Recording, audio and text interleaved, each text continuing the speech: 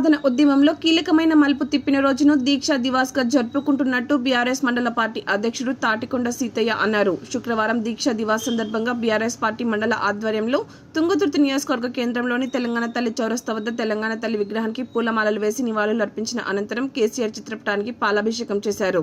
ఈ సందర్భంగా సీతయ్య మాట్లాడారు.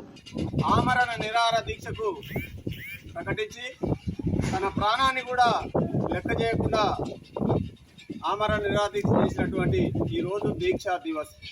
దీని యొక్క ప్రాముఖ్యతను భవిష్యత్తు తరాలకు తెలియజేయడం కోసం ఆయన యొక్క కృషి పట్టుదల ప్రజలందరూ గుర్తుంచుకునేలాగా తెలియజేయడం కోసం ఈరోజు మన బండరామారం గ్రామంలో వారి చిత్రపటానికి పాలాభిషేకం చేయడం జరుగుతుంది.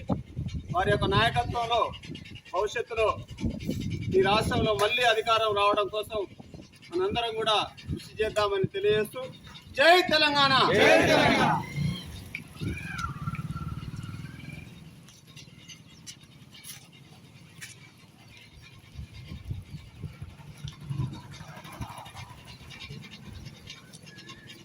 ఫోటో